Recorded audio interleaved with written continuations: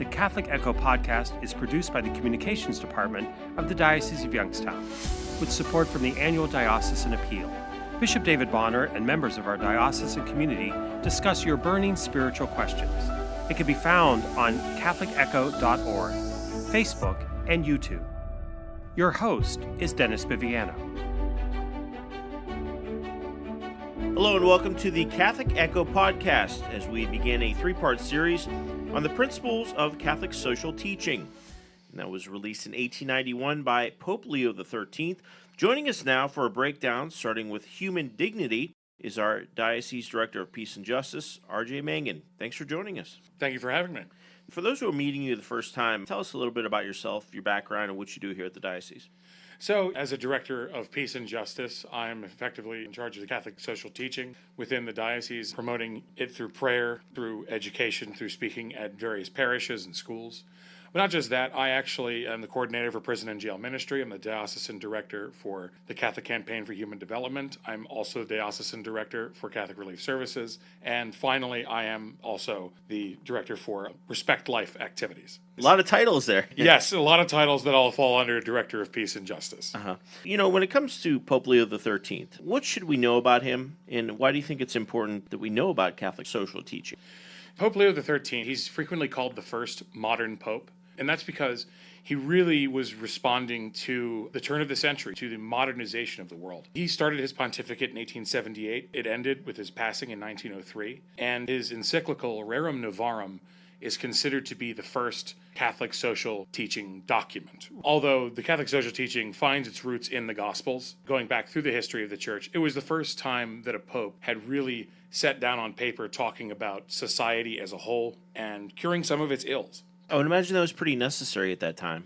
Absolutely. And it's so important for us today to understand it because in his time, they were experiencing, the first waves of anarchism and communism and socialism. They were experiencing, really wild revolutions in Europe. I mean, the Papal States had just been confiscated not long before Pope Leo XIII's papacy. There were riots breaking out across Europe, fighting for the rights of workers, fighting for more equal distribution of property.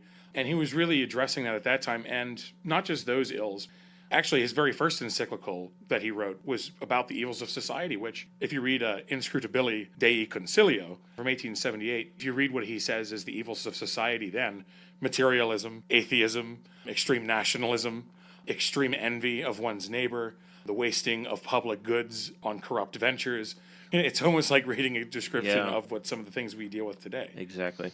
Does Pope Leo XIII believe that human dignity is inherent or earned? So human dignity, we talk about this all the time in Catholic social teaching because it is the foundation. It is the foundational principle of the Catholic doctrine regarding society and regarding how we're supposed to treat one another on a fundamental level. And Pope Leo XIII, he points it out correctly. He points directly to Genesis, that human dignity is inherent to us. It is part of our creation as human beings. It's part of our nature. That when God made us, he made us in his image and likeness. We call that the imago Dei. That's the fancy Latin for meaning image of God. And that itself has impressed upon us not just a natural value, but an eternal value. That our worth is infinite because we have an immortal soul, which is in and of itself reflective of God's self. You touched on it a little bit, but can you expound upon it, about the labor laws at the time?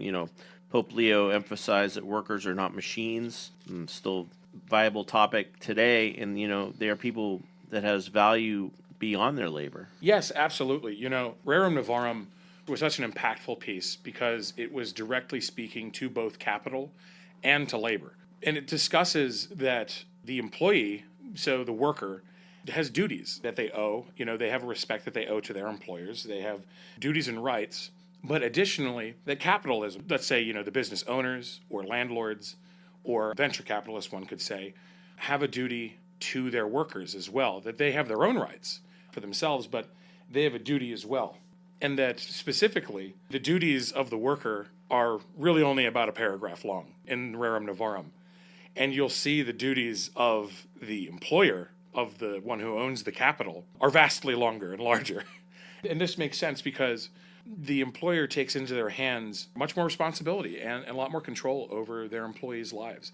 I mean, very specifically, the value that a human being has isn't just what we make on this earth, but truly our end, the place that we're going, isn't here on this earth. It's in heaven.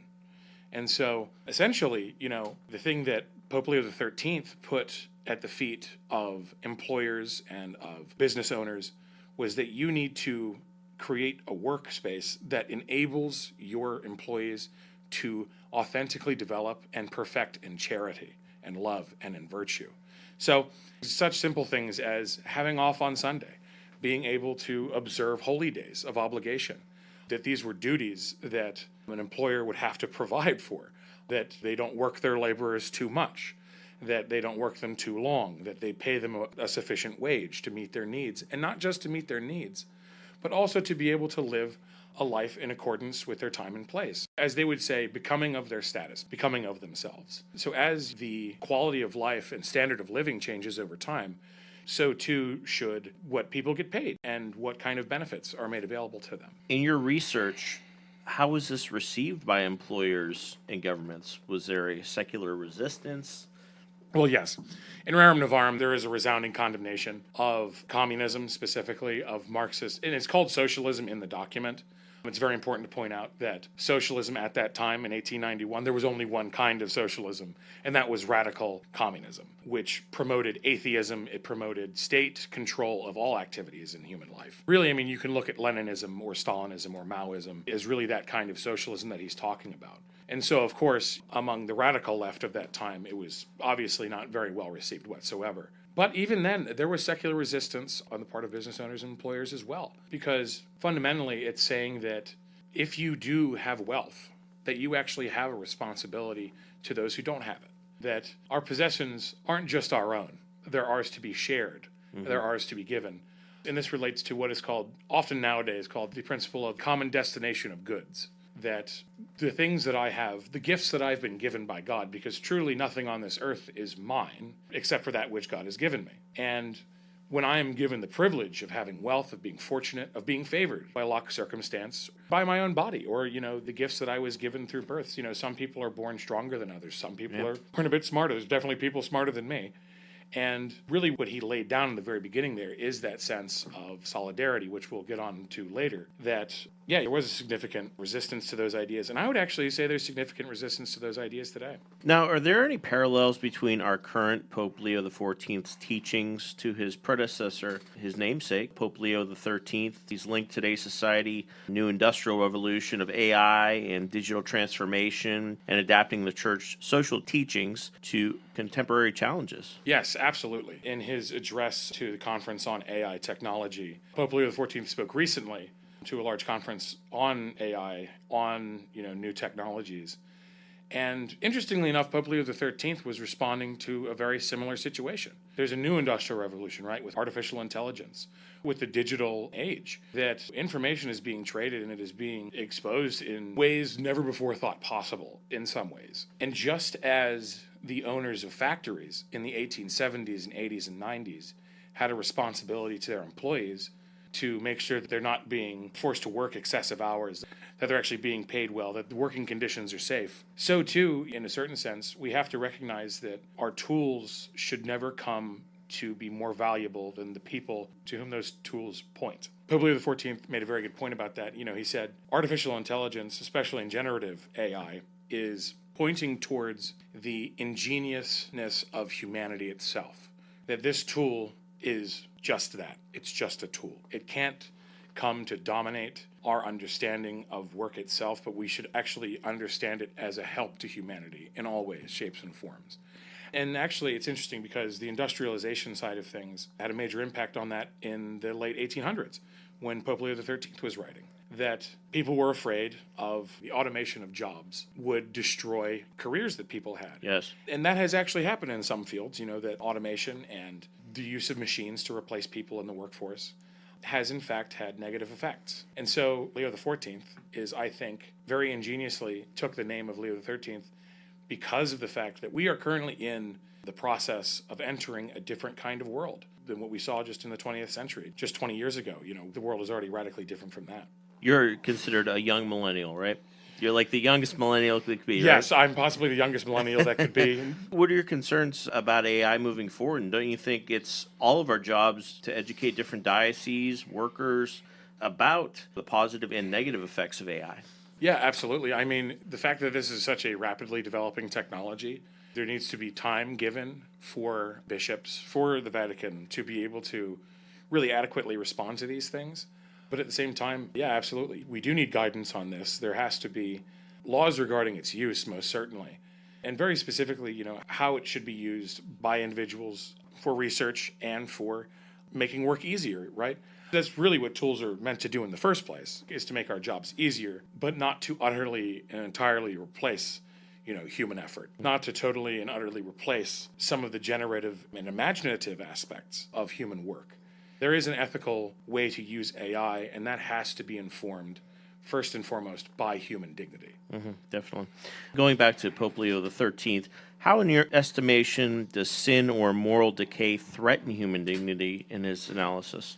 Really, that if we look at society as really one large household in a particular sense, because that is the foundational aspect of all societies, is the family, is the home. And so starting from there, what is the main purpose of a mother and a father? Is to be the symbol of Christ, to lead his family to Jesus, to lead his family to heaven, hopefully. In the same way, Pope Leo XIII writes a lot about this, is the fact that when justice, truth, and virtue lose their primacy as the principles of government, if they lose their primacy in the mind's eye of legislators, of judges, of our political leaders, and the foundations of our government, then society itself begins to collapse. Look at the regimes of Stalin. Look at the regime of Mao. Look at the regime of Pol Pot. These societies were not marked by peace and happiness and justice. No, rather, they were marked by murder, suffering, and death. In many cases, the destruction of human rights, the destruction of human life itself. And really, when we talk about sin, and Pope St. John Paul II really does a great job in Solicitudo Rei Socialis of talking about this idea of social sin. Sin is not just something I do. It's something that happens to the people around me as well. That no man is an island, as John Donne once said. All of our actions happen in the context of a community. The way that I am is affecting those around me, even if I don't think that's the case.